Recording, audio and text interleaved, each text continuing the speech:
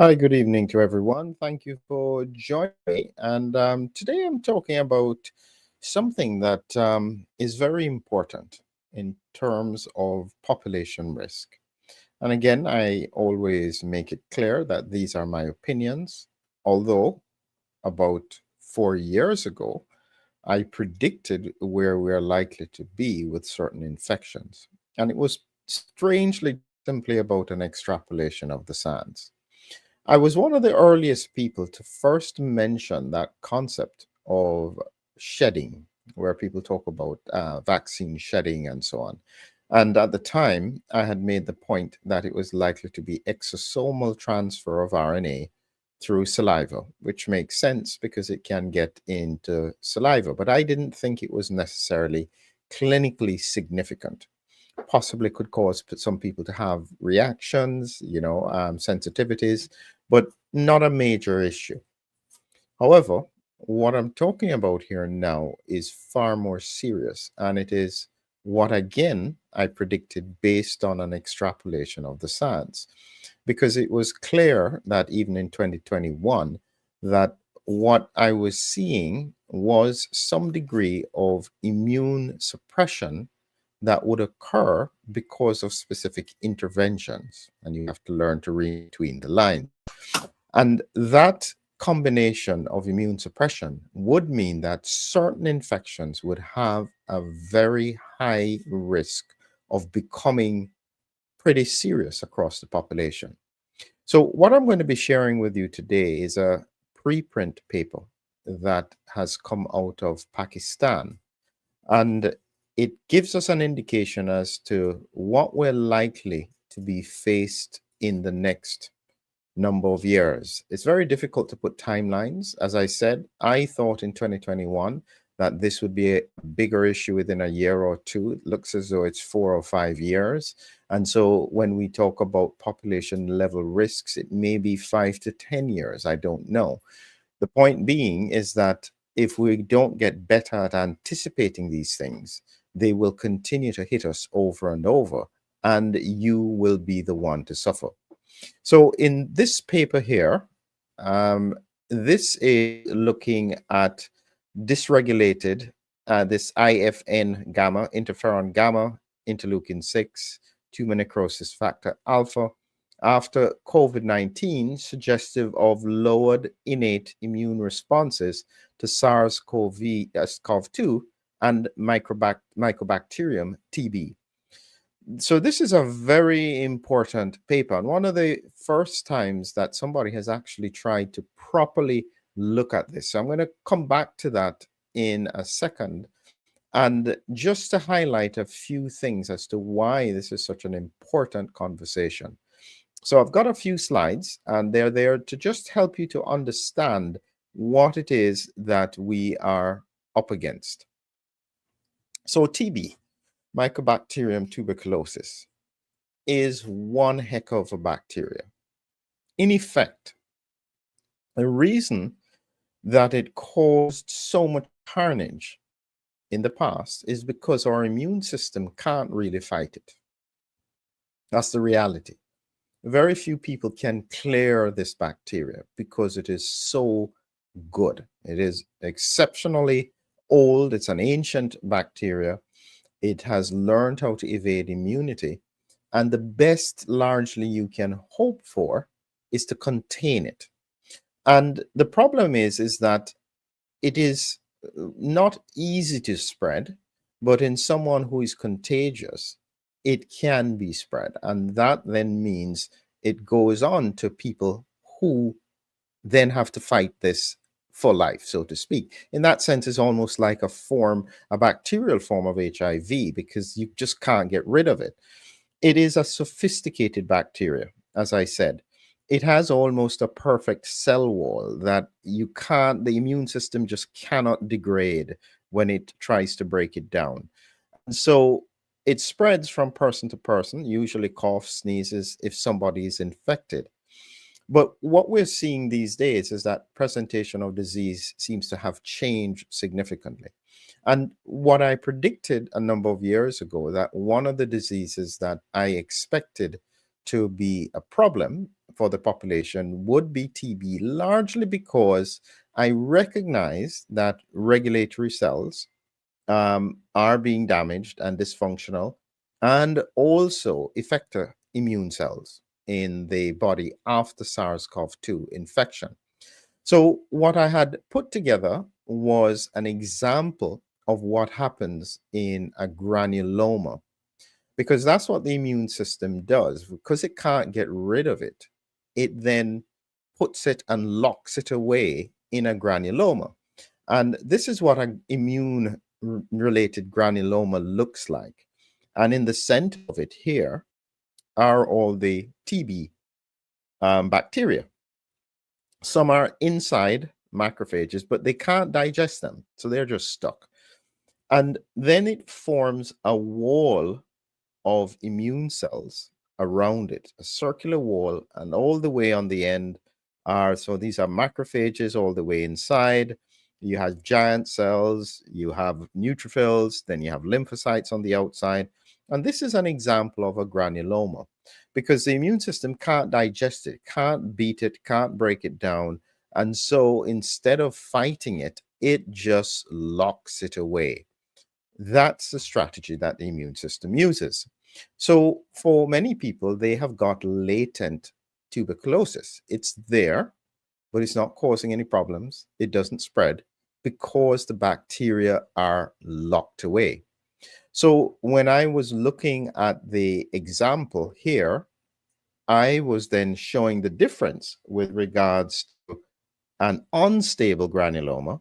And in this case, I was saying these dark cells represent, compared to the other side, regulatory cells that are no longer as effective.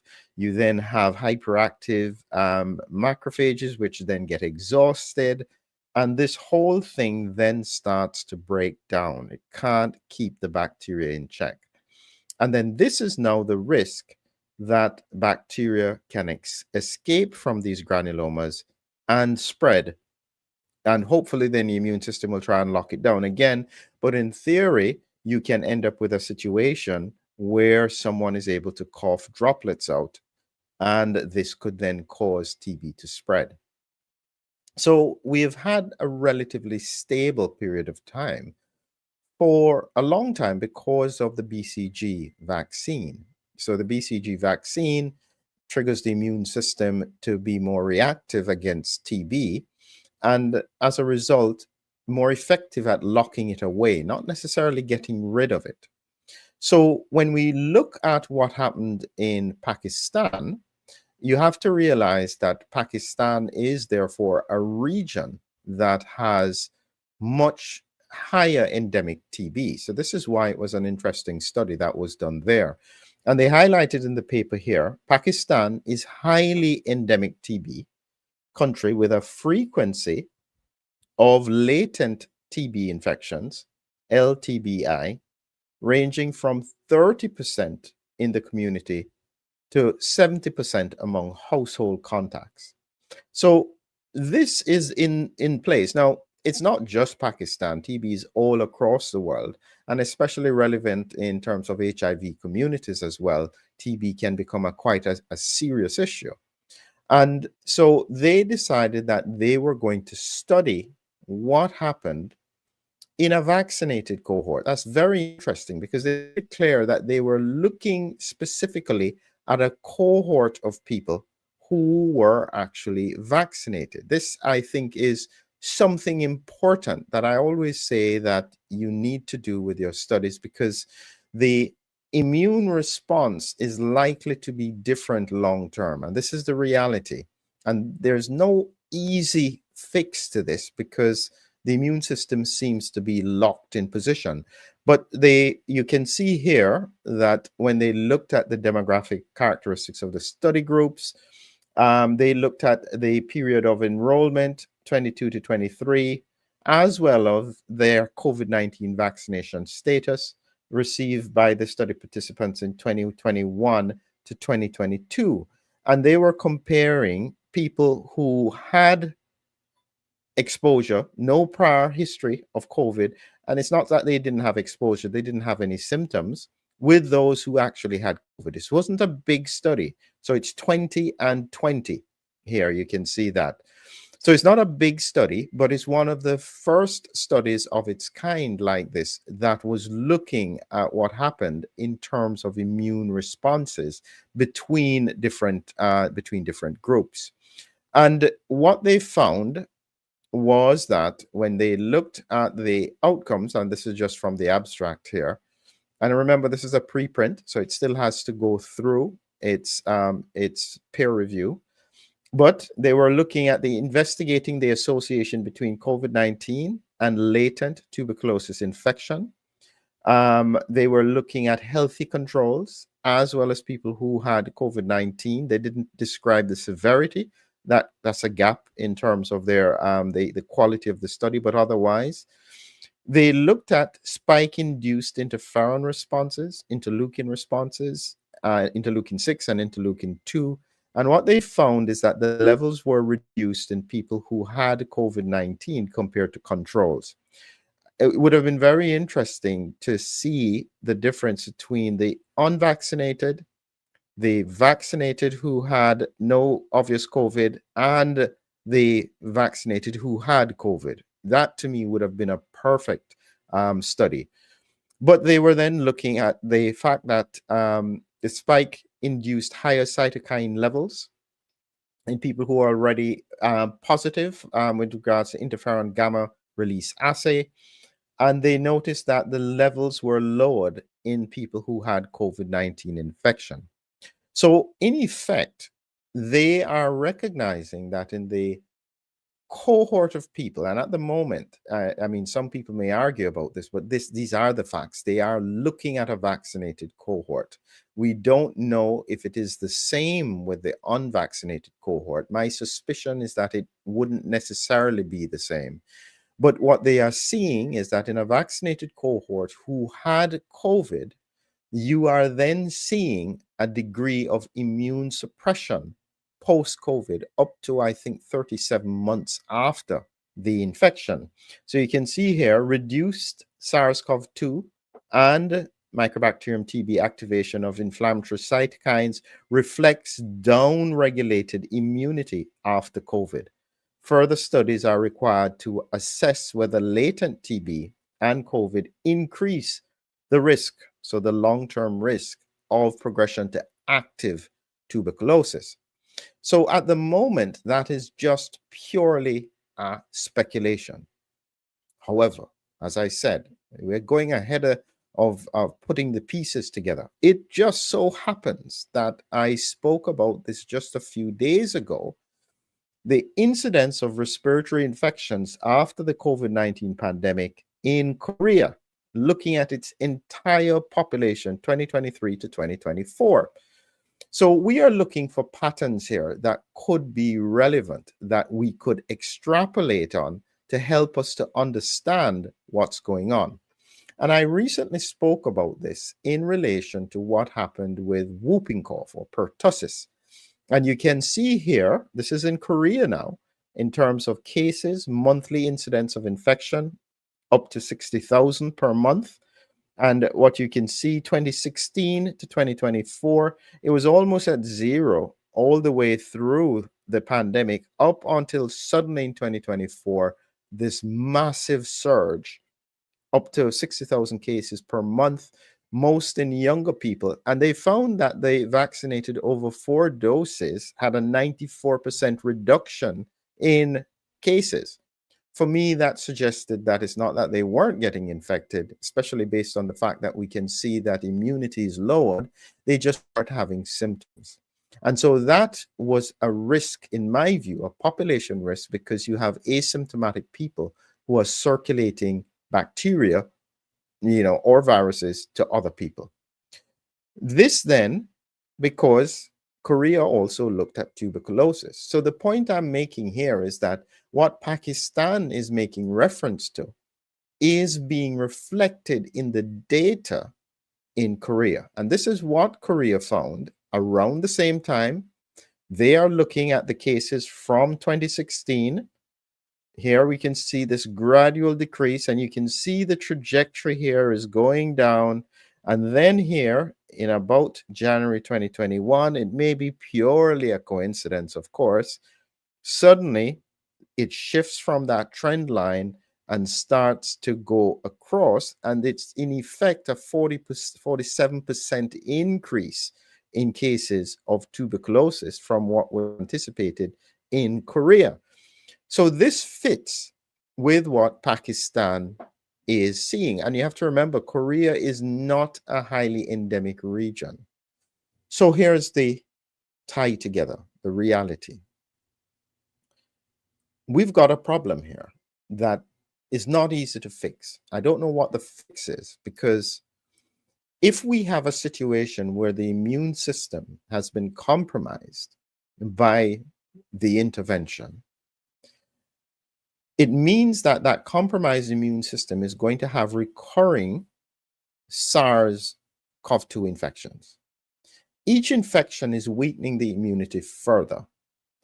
And what we then have is, at a population level, increased risk of circulation of viruses and bacteria. A cold, you can understand. Even influenza, you can get over. Now remember this, something like TB, you never get past it. Your immune system locks it down, but it can't get rid of it. That, to me, is one of the highest risks at a population level. I would hope that the public health is looking into this and finally acknowledging that, okay, we need to do something about this. Now, what the answer is, we really need to know what cohort in the vaccinated specifically are struggling with immune responses. Because if we can identify, we can try and help to strengthen their immunity, identify the risks that may be occurring by looking and screening for viral or bacterial infections so that they don't become a risk to everyone else. If you are unvaccinated, a lot of people feel very confident about the fact that they're fine with COVID. You can't do the same kind of thinking when it comes to things like TB and whooping cough and mycoplasma, because your immunity is dependent on your prior exposure. I don't know what the perfect answer is, but I don't want you to take it lightly. You've got to take it seriously if you are in high exposure environments. I am not a huge advocate for masking all the time, but sometimes we have to think of it as a possibility.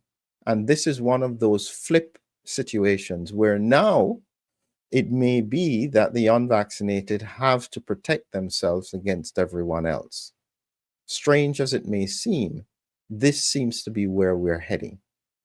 There are no easy answers, and I will think about what people can do in terms of simple strategies. One of them, which I always make reference to, is about humming. It is the simplest thing anyone can do.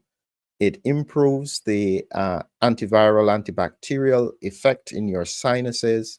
There's a free ebook about it. We want you to purchase. The main thing, share it with family and friends.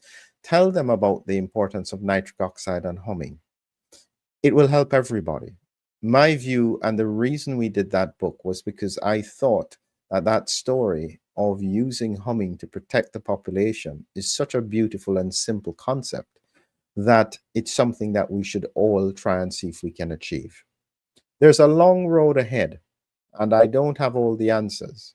But one thing is for certain, when we extrapolate the science, we have a lot of challenges to overcome. Have a great evening.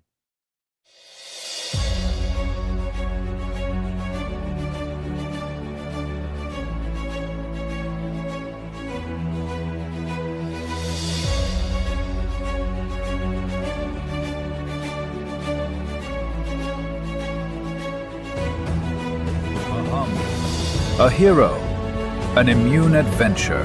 Humming Heroes, your lyrical guide to the body's defenders. Now on Amazon. Check the links below.